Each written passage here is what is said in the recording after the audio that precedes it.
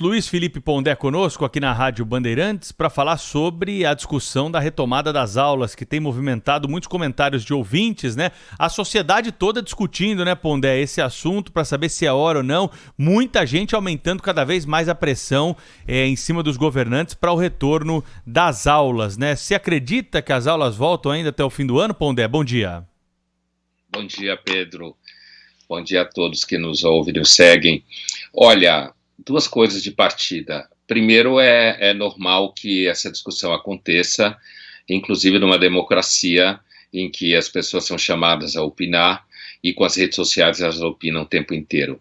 Segundo, que haja mudanças ao longo do processo, né? Desde uma data atrás até agora, você tem uma temporalidade na pandemia que afeta a percepção médica, tratamento, avaliação do processo, e isso às vezes pode também levar algumas pessoas a um sentimento de que, afinal de contas, o que eles estão pensando? Não, eles estão pensando e estão agindo as autoridades de acordo com que o processo anda, né?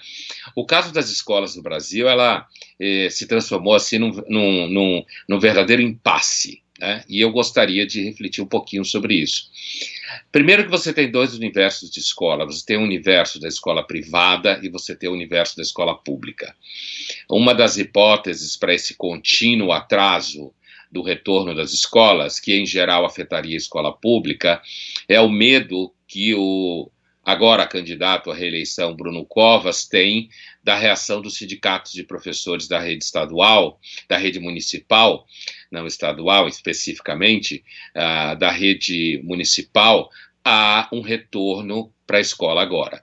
Além do fato de que muita gente tem medo, né, os protocolos de biossegurança não são claros nem garantidos, os professores do ensino público não estão submetidos ao mesmo risco de emprego que os professores da rede privada estão, né? Então, a permanecer em casa nesse cenário, não estou dizendo que eles querem ficar em casa fazendo nada, mas permanecer em casa nesse cenário, para os professores da rede pública, não implica no mesmo risco de empregabilidade que implica para a rede privada. E, portanto, é daí que nasce a suspeita de o capital eleitoral dos professores da rede municipal impactaria a possibilidade de reeleição do Bruno Covas, uma vez que ele de alguma forma, obrigasse ou levasse a hipótese de que os professores deveriam voltar à sala de aula. Para isso, tem o problema dos pais, que têm medo, mas vulneráveis. As crianças, quando vão para a escola, elas comem melhor, né? Elas se ocupam, elas estão num ambiente melhor. Agora, do ponto de vista da rede privada, aí você tem um outro cenário. Você tem os professores que têm medo, os pais que têm medo. A gente sabe que pais de crianças hoje é uma das populações mais apavoradas, não só por causa da pandemia. O nível de estresse, de projeções e expectativas alocadas nos poucos filhos que têm, gera uma série de questões psicológicas de comportamento, mas no caso do ensino privado, tem uma coisa que, assim, ninguém quer tomar a decisão e ser responsável por ter feito as crianças irem para a escola, né? Isso, do ponto de vista político, do Bruno Covas ou qualquer outro político, em cima da eleição, significa capital eleitoral. Do ponto de vista da escola privada, significa responsabilização por pessoas poderem vir a contrair a Covid-19 num cenário ainda de uma certa insegurança. E, por último, Pedro, não há nenhuma clareza, nenhum consenso acerca do retorno ou não retorno do ponto de vista epidemiológico. Tem casos em que o retorno foi problemático, como em Israel, tem casos como a Suécia, que nem houve interrupção, né? Ou Dinamarca, os países da Escandinávia, por exemplo, que não houve grandes dramas, aqueles que confinaram. Então, há aí uma controvérsia epidemiológica, como, aliás, há em relação a toda a pandemia. Não há conhecimento absolutamente seguro sobre nada, e às vezes a população tem uma expectativa um pouco irreal sobre a capacidade decisória das pessoas em relação a contágio, não contágio, e risco ou não risco. De qualquer jeito, eu diria, por último, que as escolas se transformaram no calcanhar de Aquiles, uma vez que outras áreas voltaram.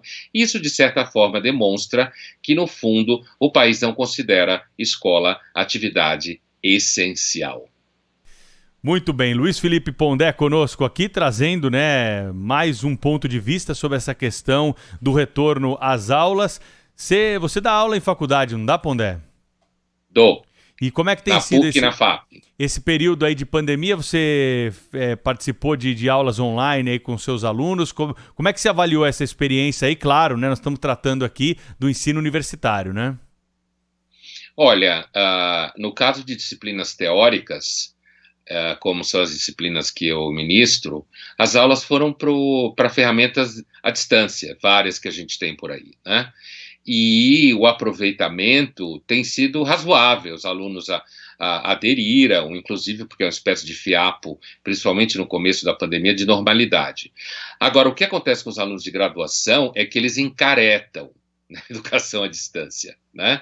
Eles estão acostumados com a educação presencial, onde a sala é um pouco uma festa, né?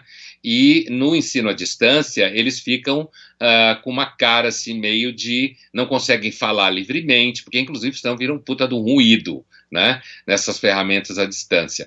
Mas o conteúdo tem sido passado na integridade, né? Então, portanto, digamos assim, o conteúdo do ensino acadêmico, em termos daquilo que é para ser passado, tem sido feito. Agora, a dimensão presencial é perdida. Por outro lado, Pedro, o retorno é um retorno, por exemplo, agora se fala 35% dos alunos, isso significa uma certa desorientação também, é tudo muito lento e às vezes um pouco confuso. As aulas práticas voltaram, né, em muitas universidades, as aulas práticas, ainda que com todo o protocolo de biossegurança.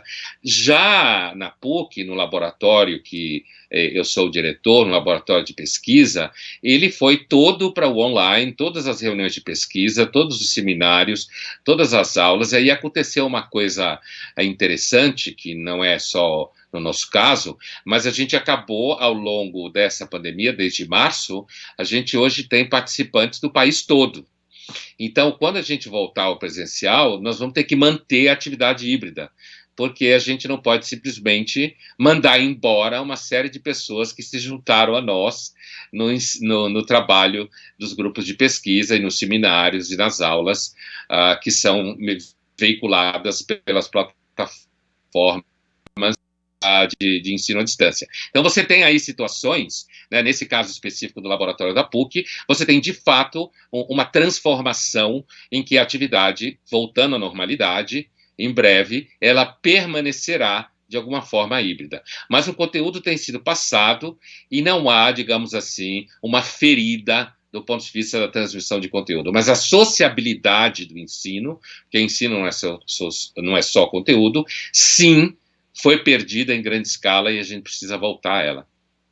Luiz Felipe Pondé, filósofo, colaborador aqui da Rádio Bandeirantes, volta ao longo da nossa programação para conversar mais com os nossos ouvintes. Bom fim de semana, hein, Pondé? Para vocês também. Obrigado, Pedro, Thaís. Até a semana que vem. Bom final de semana.